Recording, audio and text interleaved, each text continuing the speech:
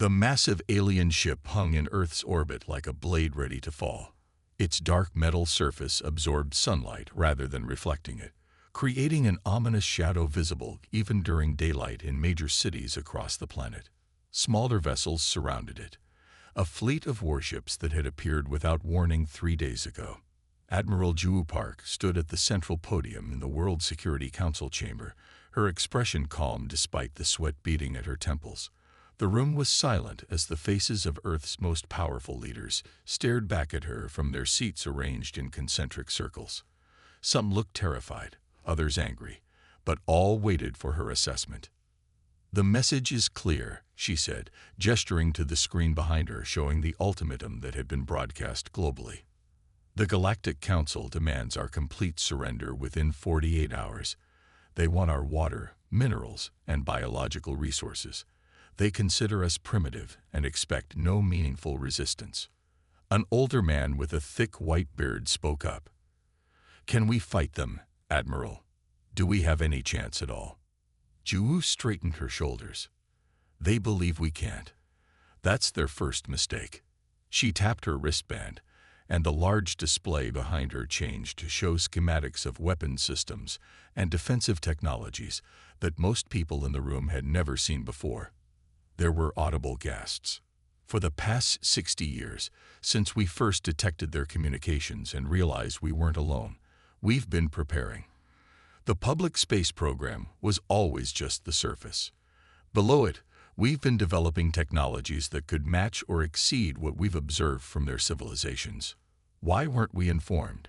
demanded a woman representing the Eastern Federation. "Because humans are terrible at keeping secrets when they don't need to," Ju replied bluntly. "The fewer people who knew, the safer our developments remained. Only those with direct involvement were aware of the full scope." She walked around the podium, bringing up more images. "We have planetary shield generators hidden in the ocean trenches, weapon platforms disguised as satellites, a fleet of ships that have never left our underwater construction facilities, and most importantly, we have technology they don't expect. Quantum entanglement communications that they can't intercept, molecular disassemblers that can take apart their ships atom by atom, and energy weapons based on principles their science considers impossible." The council chamber erupted in voices, some shouting questions, others demanding proof. Ju waited for the noise to subside. "I understand your skepticism, but right now I need your trust and your approval to implement our defense plan." "Which is what, exactly?" asked the council president, leaning forward. Ju's lips curved into a slight smile. "We're going to pretend to surrender." She tapped her wristband again, bringing up a detailed timeline. "We'll appear to accept their terms. We'll even allow their landing parties to begin setting up resource extraction points. Meanwhile, we'll be activating our hidden defenses and positioning our forces. When they believe they've won, when their guard is down, we strike. Not to destroy. That would bring the full might of the Galactic Council down on us, but to capture their command ships and demonstrate that we can defeat them if needed." A military general spoke next. "You want to bluff a technologically superior force." "They're not superior," Ju corrected. "Just different, and they don't understand us. They evolved on peaceful worlds with abundant resources. We evolved on a death world by their standards, competing for survival against the elements and each other. They don't comprehend what that means." She brought up images of Earth's hidden military installations, massive underground complexes beneath the oceans and mountains, lunar bases on the far side of the moon, and orbiting platforms disguised as debris. They scan for known energy signatures and technology patterns. They don't see ours because we developed along different paths. What looks like primitive technology to them is often just technology with a different foundation. The council president stood up. "Admiral Park, what you're proposing is incredibly risky. If we fail, if we surrender outright, they'll strip our planet bare and leave us to die slowly." Ju interrupted. "If we fight conventionally, they'll simply blast us from orbit. This is our only chance. Use their arrogance against them." Silence fell over the chamber as everyone considered the options. Finally, The president nodded slowly. What do you need from us? Global cooperation. No independent actions. Everyone follows the plan exactly. And most importantly, convincing performances. Everyone must believe we're genuinely surrendering, even people in this room. Your fear must look real. Over the next day, Earth prepared. As alien scouts observed from orbit, militaries around the world appeared to stand down. News broadcasts showed tearful leaders explaining the situation to their citizens, urging calm and cooperation. Riots broke out in some cities, genuine ones, as not everyone was in on the plan, adding to the believability. Deep beneath the Pacific Ocean, in a command center carved into the seafloor, Ju watched the final preparations. Around her, officers coordinated the activation of defensive systems that had remained dormant for decades, waiting for this moment. Status report, she ordered. Her second-in-command, Colonel Han, checked his display. Shield generators at 95% readiness, but still in standby mode. Orbital platforms armed and masked. Submarine fleet in position around all continents. Lunar forces report ready. Ju nodded, studying the holographic display showing the alien fleet. Their formation had relaxed slightly over the past hours as Earth's apparent capitulation reduced their alert status. A communication officer called out, "Admiral, they're sending landing craft. 5 major dropships heading for the designated surrender points." "Right on schedule," Ju said. "Activate Phase 2 protocols. All defense forces maintain absolute communication silence, except through quantum channels." She walked to the center of the command room, looking at the faces of her officers. Some showed fear, others determination, but all watched her with complete attention. "For generations, we've prepared for this moment," she said quietly. "Our ancestors built these facilities knowing they might never see them used. They developed technologies in secret, passing knowledge down carefully, all for this day, when humanity would face its greatest test." She looked up at the display showing the alien ships descending through Earth's atmosphere. "Let them come. Let them think us weak and broken. And when the time is right," her eyes hardened, "we'll show the Galactic Council exactly what humans are capable of when pushed too far." As the alien ships broke through the cloud cover, heading for landing zones around the planet, billions of humans watched the skies with apparent fear and defeat. But deep underground, beneath the oceans, and hidden in plain sight, Earth's true defenses waited silently, ready to unleash humanity's carefully concealed wrath. High Marshal Trev of the Boraxian Force stepped from his landing craft onto Earth's soil for the first time. 6 towering guards followed him, each standing nearly 8 feet tall with armored exoskeletons that hummed with power. Their gray-blue skin reflected the morning sunlight as they formed a protective circle around their commander. Trev surveyed the designated meeting area, a large airfield outside what humans called New Geneva. His 4 eyes blinked in sequence as he processed the scene. A small human delegation waited nearby, standing in perfect formation despite the windy conditions. He had expected fear, perhaps even some resistance, but these humans appeared calm and orderly. Primitive, but not entirely without discipline.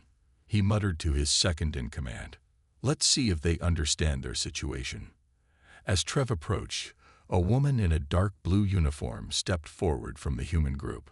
She was small by Boraxian standards, barely reaching the chest plates of his guards, but she moved with authority.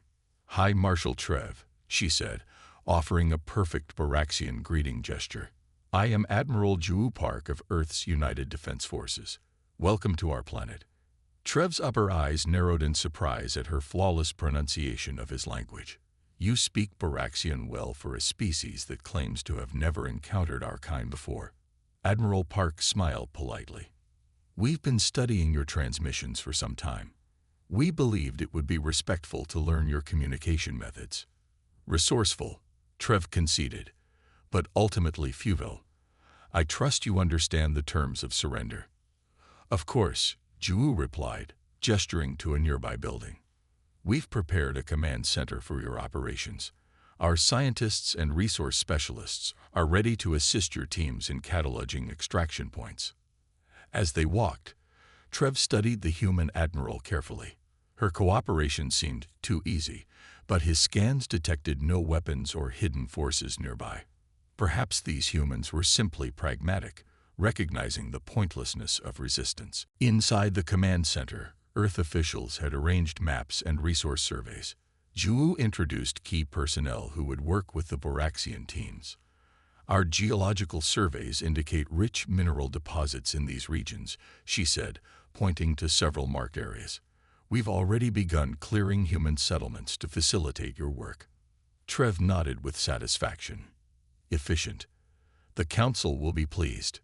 What Trev didn't notice was the almost imperceptible dust in the air, microscopic particles floating from the ventilation system. Each particle contained millions of nanobots, developed in hidden labs beneath Earth's oceans.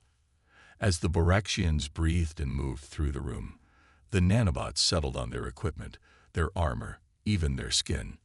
Over the next 3 days, Boraxian extraction ships landed at designated points across Earth. They deployed massive machinery and began preliminary resource assessments. Human populations were relocated from resource-rich areas with surprising efficiency and minimal protest.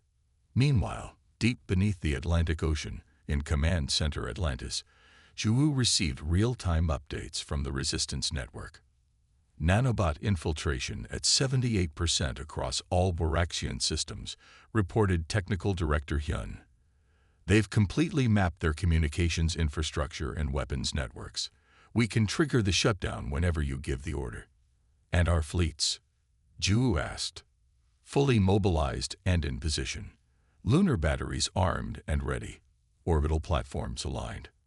On the main screen, they watched thousands of tiny dots representing nanobots spreading through Boraxian systems like a silent, invisible plague. Back at New Geneva headquarters, Trev was growing increasingly frustrated with equipment malfunctions. His technicians couldn't explain why scanning devices were giving inconsistent readings, why communication with the fleet had occasional delays, or why power systems fluctuated. "These primitive conditions must be affecting our equipment." Trev growled as another scanner failed. "This backward planet is testing my patience." He summoned Admiral Park to his command room. When she arrived, her expression remained pleasant and accommodating. "Our initial assessments indicate this planet has more valuable resources than we anticipated," Trev said. "We're accelerating the extraction schedule. Your people have 1 rotation cycle to evacuate these additional regions." He gestured to a map where nearly half of Earth's inhabited areas were now highlighted. "That's over 3 billion people," Zhu said calmly. "The time frame is impossible." "Then they will be processed along with the resources," Trev replied dismissively. "The Council has designated this a Priority 1 extraction. Your cooperation, while noted, is ultimately optional." For the first time, Zhu's pleasant expression faltered. "I see. And what happens to Earth after you've taken what you want?" Trev didn't bother looking up from his control panel. "This planet will become uninhabitable during the final extraction phase. Any remaining humans will be relocated as labor resources for Council worlds. Those deemed unsuitable will be processed for biological compounds." "Processed," Zhu repeated slowly. "You mean killed and harvested." "Such emotional distinctions are irrelevant," Trev said. "Your species had its chance to advance and failed. Now you serve a greater purpose by contributing to more successful civilizations." A strange silence fell over the room. When Trev finally looked up, he was startled by the change in Admiral Park's demeanor. Gone was the accommodating diplomat. In her place stood a warrior, eyes hard and posture rigid. "I'm afraid there's been a misunderstanding about who's surrendering to whom," she said coldly. Trev laughed. "Your delusion is amusing, but—" His words cut off as his command console suddenly went dark. Throughout the room, every Boraxian device shut down simultaneously. "What is this?" he demanded.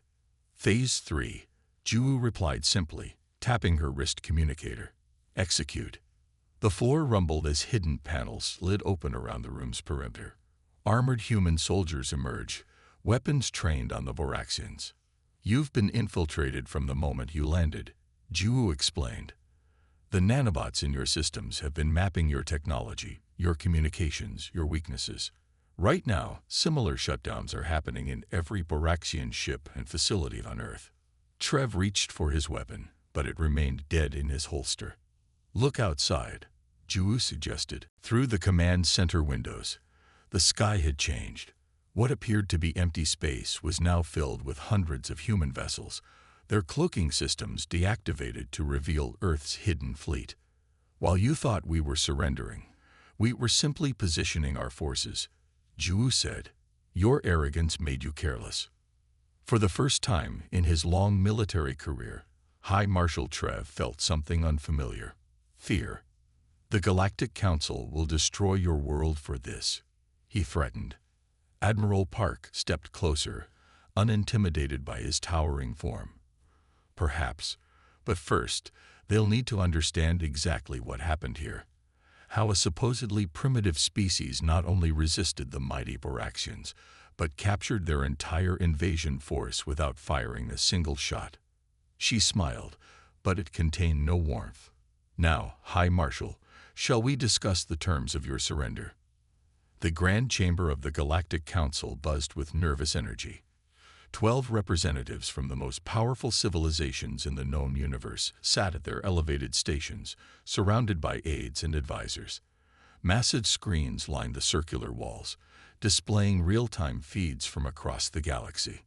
Supreme Counselor Vel, the ancient leader of the Zithian species, tapped his long fingers impatiently on the polished surface of his console. We should have received confirmation of Earth's complete surrender by now.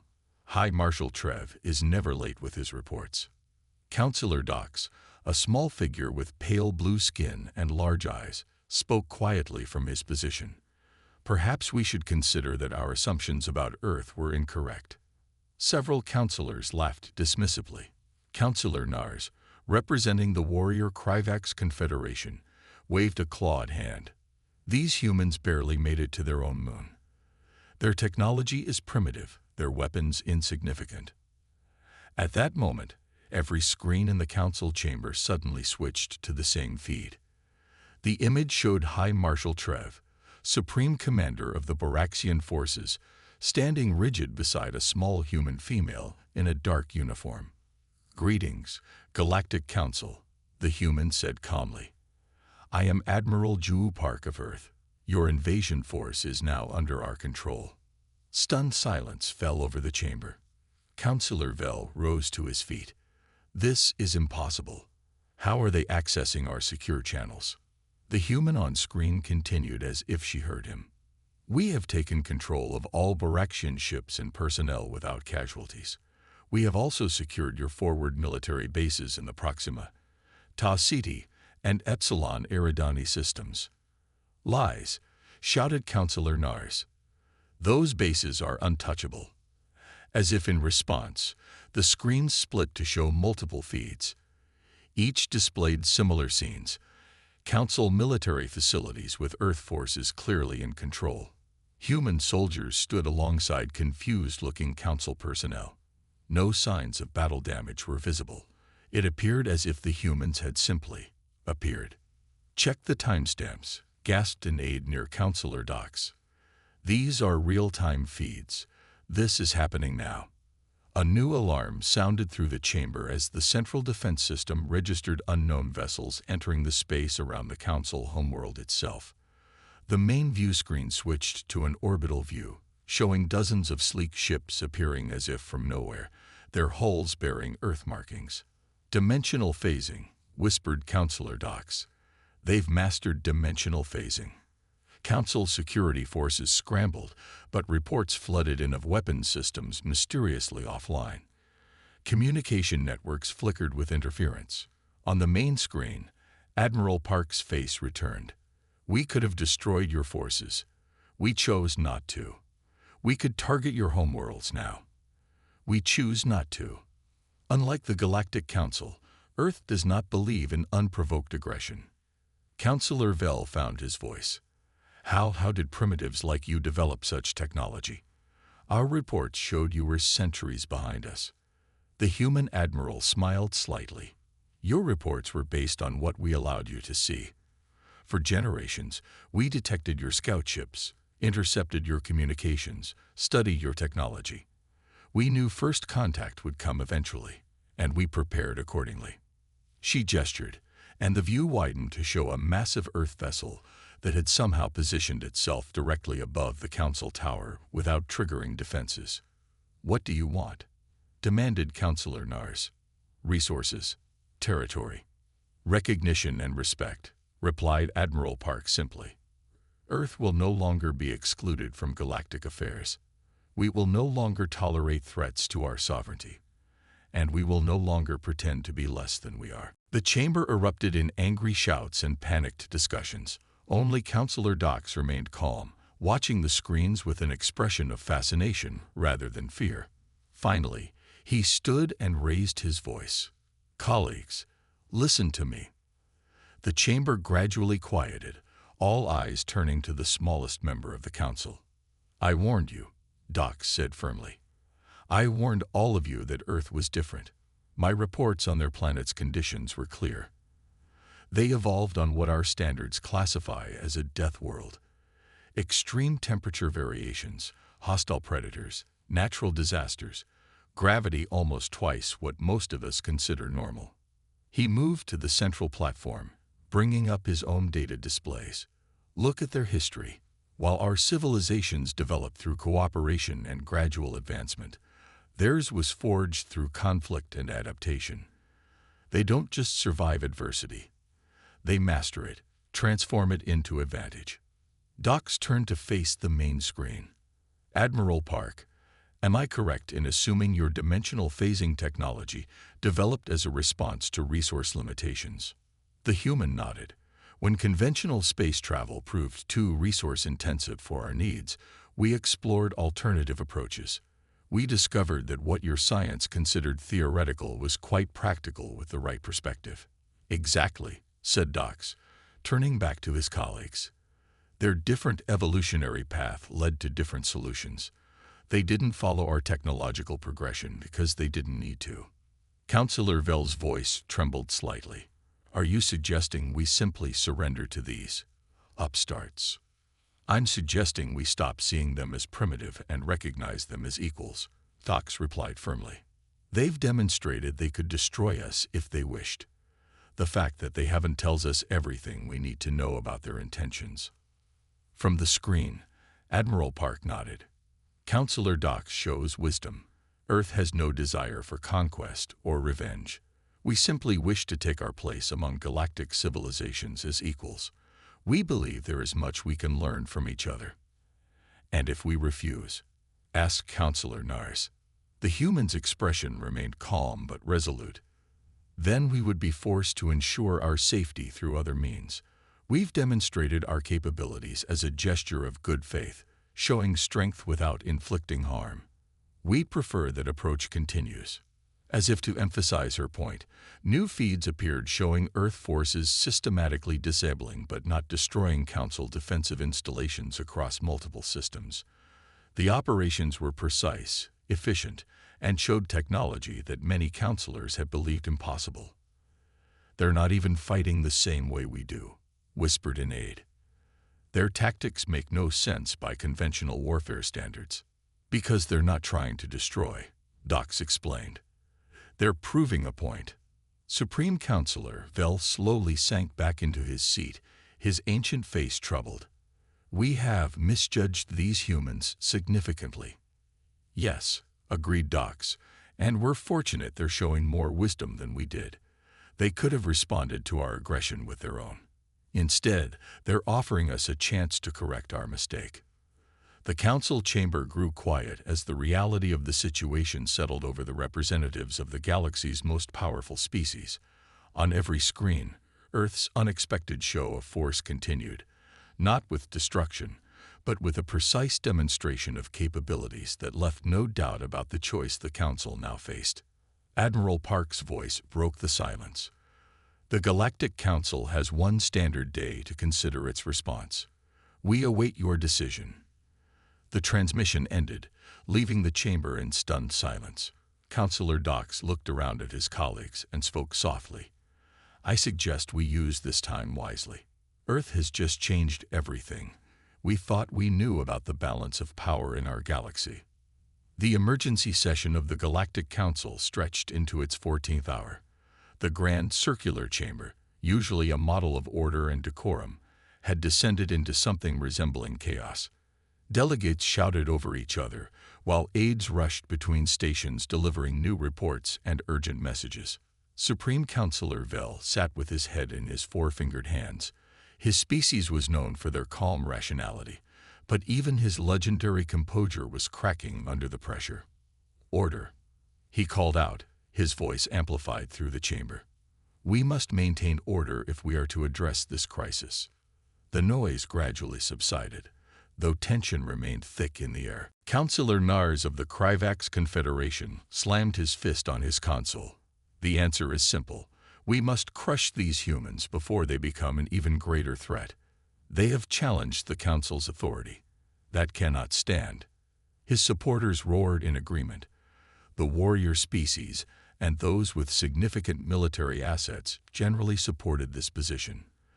Their representatives pointed to tactical displays showing their combined might, enough to overwhelm any single planet, even one with Earth's surprising capabilities.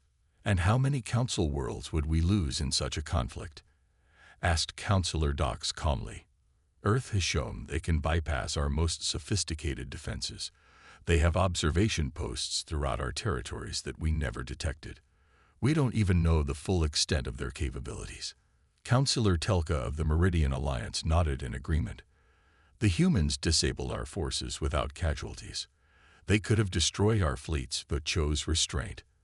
That suggests they value life and prefer peace.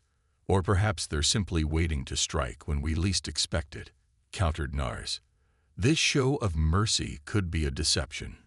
The debate continued in circles until a small, hunched figure approached the central platform. Council historian Crit, ancient even by the standards of his long-lived species, rarely spoke at official proceedings. His appearance immediately silenced the chamber. "With the Council's permission," he said, his voice thin but clear, "I have compiled relevant historical and intelligence data regarding humans that may inform our decision." Vel nodded. "Proceed, Historian Crit." The ancient scholar activated the central display, bringing up a series of images and data points. "Our first unmanned probes detected Earth approximately 800 galactic standard years ago. At that time, humans had barely developed basic industrial technology. Their advancement since then has been unusual." The display showed a timeline of human development, alongside typical advancement patterns of other species. "Most sentient species follow predictable technological progression," Crit explained. "But humans show unexpected leaps forward, often during periods of crisis." He highlighted several points on the timeline. Major wars, resource shortages, natural disasters. Instead of collapsing, innovation accelerates. Counselor Dox leaned forward. "Their stress response is different from ours. For most species, extreme pressure inhibits creative thinking. For humans, it sometimes enhances it." "Precisely," nodded Crit. "But what's most significant is this." He changed the display to show a series of human facilities hidden throughout Council space. "Our intelligence now confirms that humans have been observing us for centuries through automated stations disguised as natural phenomena or space debris." Gasps and murmurs spread through the chamber. "How did we miss this?" demanded Nars. "Because they use technologies we weren't looking for," replied Crit. "Our sensors scan for energy signatures and materials we recognize. Humans developed alternative approaches. Passive observation systems powered by methods we considered theoretical or impossible." He brought up new images showing captured Boraxian equipment being studied by human scientists. "Notice how they interact with technology. They don't just use it, they adapt it, modify it, combine it with their own innovations in ways our engineers would never consider. Because their thinking is chaotic and undisciplined," scoffed a delegate from the back. Because their thinking is adaptive, corrected Crit. They evolved on a planet where conditions change rapidly and unpredictably. Their brains developed to find connections between seemingly unrelated concepts.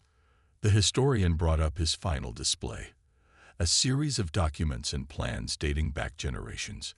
Most concerning is this evidence from captured human databases. What we're seeing isn't a reaction to our invasion. It's the execution of contingency plans developed over many human lifespans. He highlighted key points from the documents. They anticipated first contact. They prepared multiple response scenarios. They developed technologies specifically designed to counter what they observed from our civilizations. This level of foresight and preparation is unprecedented. The chamber fell silent as the implications sank in. Finally, Counselor Telka spoke. You're saying they've been planning for this confrontation for generations. I'm saying they hoped for peaceful contact, but prepared for conflict, clarified Crit. And those preparations were far more extensive and effective than we could have imagined. Supreme Counselor Vel straightened in his seat. What is your recommendation, historian? Crit closed his displays.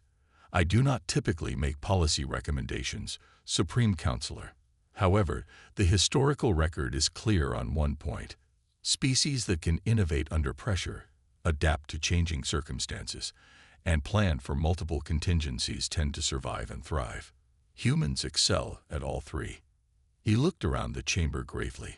If we choose conflict, we face an adversary whose full capabilities remain unknown, who thinks in ways we don't anticipate, and who has demonstrated they can bypass our most sophisticated defenses. The historical precedent for such conflicts does not favor the aggressor. Counselor Nars growled from his seat. So we should simply surrender to these primitives. Accept their demands. They haven't demanded our surrender, Dox pointed out. They've asked for recognition and respect. There's a significant difference. A thoughtful silence fell over the chamber.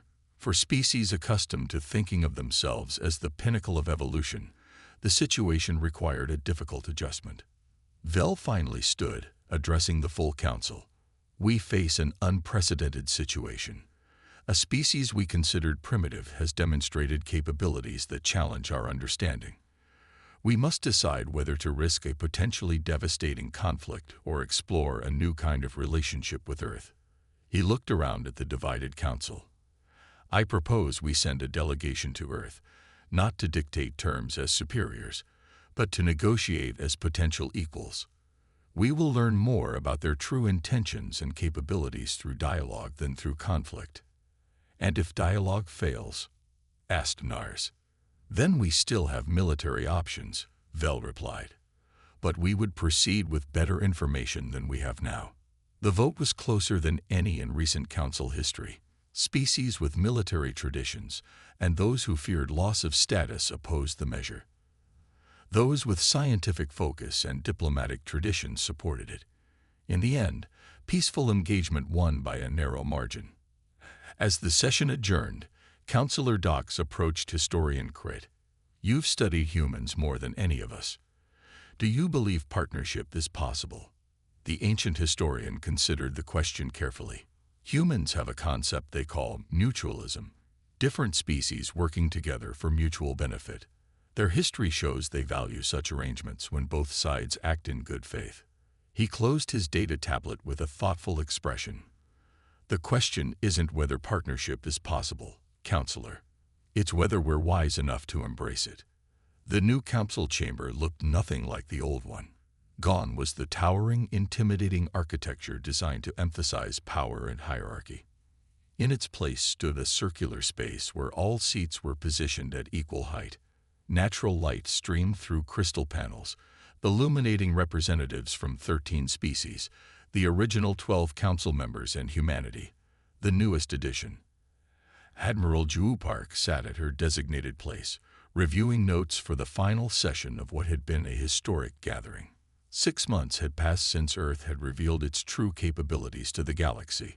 6 months of tense negotiations, cultural exchanges, technological demonstrations, and gradually building trust.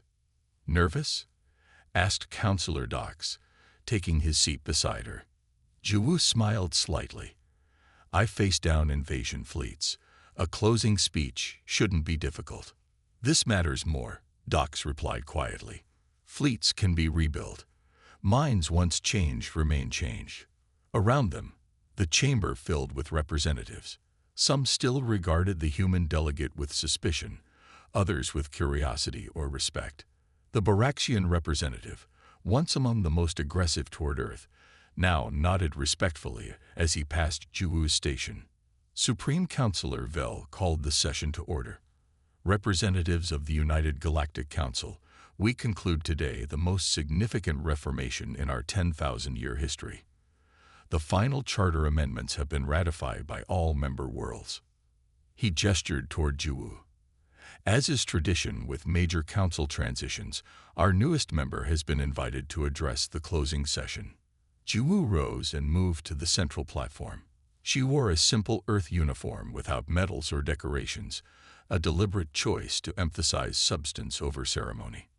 6 months ago, she began, our world stood at the brink of conflict. Today, we stand at the beginning of a new era of cooperation. She activated the display behind her, showing images from across the galaxy. Joint human-alien research teams working together, former military installations being converted to scientific outposts, Boraxian ships escorting humanitarian aid to developing worlds. The changes we've implemented are not merely procedural but fundamental. The Council was founded on principles of order and advancement, worthy goals that became distorted over time. Order became control. Advancement became exploitation. Several of the older Council members shifted uncomfortably, but none interrupted. Earth's inclusion has brought new perspectives, but the true transformation came from within the Council itself, from those who recognized that different evolutionary paths produce different strengths. The display changed to show Council scientists working with human engineers, combining technologies in ways neither civilization had previously imagined. In just 6 months, this new approach has yielded remarkable results. The combined medical knowledge of Council species and humans has already developed treatments for diseases that plagued both our worlds. Engineering teams have created more efficient energy systems by merging Council precision with human adaptability. Jiwoo gestured to a section showing former Baraxian war vessels now serving as rapid response ships for natural disasters. Perhaps most significant is our new approach to developing civilizations. Rather than seeing them as resources to be harvested, we now recognize them as future partners with unique contributions to make. Councillor Nars, once the strongest advocate for military action against Earth, spoke up. I was among those who doubted this partnership would work. I must acknowledge I was wrong. The joint training exercises between human forces and my own warriors have revealed combat techniques we would never have developed independently. That is precisely the point. Jiwoo nodded. No single species, no matter how advanced, can imagine all possibilities. Evolution on different worlds creates different ways of thinking, different approaches to solving problems. She turned to address the full chamber directly. Before Earth revealed itself, the Council believed advancement was linear, a straight path from primitive to advanced. We now understand that evolution branches in countless directions, each with its own advantages. The display showed the new Council Charter, with its fundamental principle highlighted. Diversity of thought and experience is the foundation of true advancement. Under our new protocols, resource extraction occurs only with mutual consent and benefit. Developing worlds receive protection and assistance rather than exploitation. Military forces serve as peacekeepers rather than enforcers. Jiwoo paused, looking at each representative in turn. Some have asked why Earth chose to reveal itself through a demonstration of strength rather than a simple hello. The answer lies in the Council's history. Previous unknown civilizations that appeared too weak were exploited. Those that appeared too strong were contained or eliminated. We needed to demonstrate that we were neither, that we were capable of defending ourselves, but preferred cooperation. Supreme Counselor Vel nodded slowly. A calculated risk that has ultimately benefited all our civilizations. That is our hope, agreed Juwu, and the evidence supports it. She brought up final statistics showing increased productivity, scientific advancement, and quality of life indicators across council worlds since the new protocols were implemented. The universe is vast enough for all of us to thrive, she concluded, but only if we recognize that different paths of evolution don't create hierarchies of worth. They create opportunities for growth we could never achieve alone. As she returned to her seat, the chamber erupted in the council equivalent of applause, a harmonic humming that resonated through the space. Later, as representatives prepared to return to their homeworlds, Juwu found herself approached by High Marshal Trev, the Varaxian commander she had once captured during the Earth Uprising. Admiral Park, he said formally, I wish to convey something before departing. Of course, Marshal Trev. The towering Varaxian seemed uncomfortable. In our culture, acknowledging error is difficult, but I must say that your approach, demonstrating strength without causing harm, has changed my understanding of power. Juwu nodded, and your willingness to adapt has shown that change is possible even for the most established civilizations. The joint peacekeeping force leaves tomorrow for the Centauri systems, Trev continued. My warriors serve proudly alongside your soldiers. They say human tactical thinking complements Varaxian strength in ways that make both more effective. That's the essence of our new approach, Juwu smiled. Different strengths, combined purpose. As the Varaxian departed, Counselor Dox joined her at the observation window overlooking the spaceport. Ships from a dozen worlds prepared for departure, many carrying mixed crews for the first time in galactic history. Your speech was well received, Dox noted. Even the traditionalists are beginning to see the benefits of our new arrangement. It's just the beginning, Juwu replied. Real change takes generations. Speaking of generations, Dox said, your revelation that humans have been planning for this moment for centuries still troubles some council members. They wonder what other plans you might have. Juwu smiled. Tell them our long-term plan is exactly what I outlined today. A galaxy where diversity is valued and cooperation replaces domination. We prepared for conflict because history suggested it was likely, but we always hoped for partnership. Together they watched as the first ships rose from the spaceport, carrying the new council principles to worlds across the galaxy. Do you think it will last? Dox asked quietly. Nothing lasts forever, Juwu answered, but ideas can endure. And the idea that we're stronger together than apart, that's powerful enough to change the course of galactic history. As the sun set on the council world, casting golden light across the transformed chamber and the departing ships, the universe itself seemed to hold its breath, witnessing not an ending, but a beginning. The end.